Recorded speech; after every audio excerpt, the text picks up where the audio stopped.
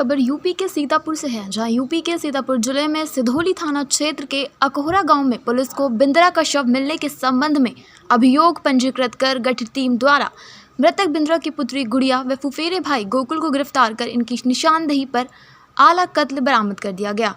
बताते चले कि मृतक बिंद्रा की पुत्री गुड़िया का प्रेम संबंध अपने चचेरी बुआ के लड़के गोकुल के साथ शादी से पहले से है। दोनों मृतका बिंद्रा की संपत्ति 4 बीघा जमीन को बेचकर लखनऊ में मकान खरीदकर साथ रहना चाहते थे, जिस पर मृतक पिता बिंद्रा के द्वारा आपत्ति प्रकट की जा रही थी। मृतक जिंदा रहते गांव में रहकर जीवन यापन करना चाहता था। पिता के न मानने पर दोनों ने पूर्व में ही मृतक के खाने में चूड़ी पीसकर खिलाने एवं जहर का इंजेक्शन देने जैसे असफल प्रयास भी किए।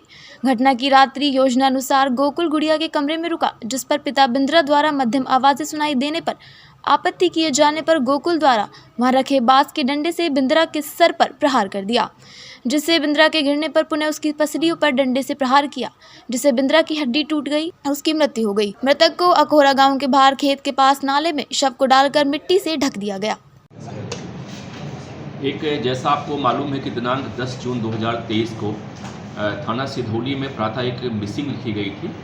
उसमें आरोप लगाया गया था कि एक बिंद्रा नाम के व्यक्ति जिनमें लगभग 70 साल है, वो अपनी बाग की रखवाली करने गए थे और वो घर पे वापस नहीं आए हैं। उनकी बेटी गुड़िया ने मिसिंग लिखवाई थी, जो लगभग 32 साल की है, उनके साथ ही रहती थी। वो शाम को लगभग 6 बजे कुछ लड़के जो बकरी चराते वो खेत में गए थे और वहाँ पे एक व्यक्ति का पैर अकड़ा हुआ दिखा भूमि के नीचे से, और हमारी पुलिस गई, फॉरेंसिक टीम गई, हम सभी लोग गए थे और वहाँ पे जानकारी हुई कि वो बिंद्रा प्रसाद जी की डेड बॉडी है। उसके सर पे प्रहार करके उनकी हत्या कर दी गई थी। लाश से दुर्गंध आ रही थी।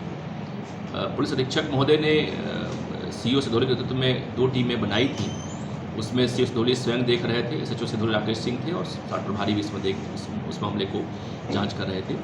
उसमें जानकारी हुई कि ये जो मृतक है, इसके वह संबंध गाँव में एक महिला से थे जो लगभग 56 साल की है। वो महिला भी विधवा है और उसके बेटे कैलाश ने उसको मारने का प्रयास किया था। पहले हमारी पुलिस उस पर जांच करती रही, लेकिन बाद में ये जानकारी निकल के आई कि गांव में एक चर्चा हुई कि ये जो उनकी बेटी गुड़िया है, इसकी शादी लगभग 14 साल पहले अहमदाबाद एरिया में हुई थी।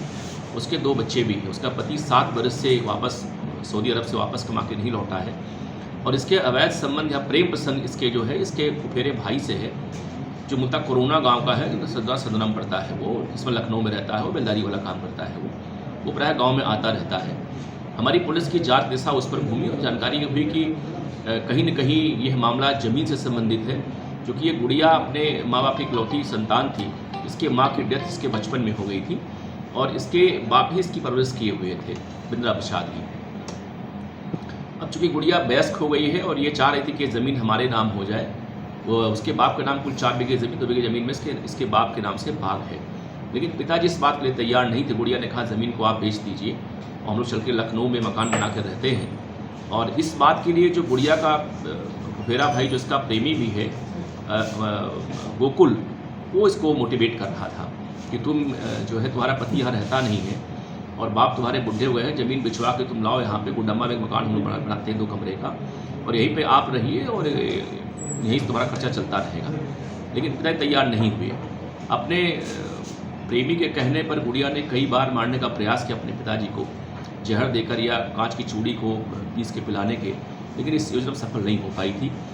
घटना वाले दिन 9 तारीख की रात में ये जो गोकुल है, वो बिंद्रा के मकान पे आया था और इनकी बेटी के बिस्तर पे सो रहा था। उसी बीच में बिंद्रा जग गए और उन्होंने कुछ आपत्ति की। इसी बात को लेकर उन्हीं की लाठी से उनकी हत्या कर दी, मार करके वो।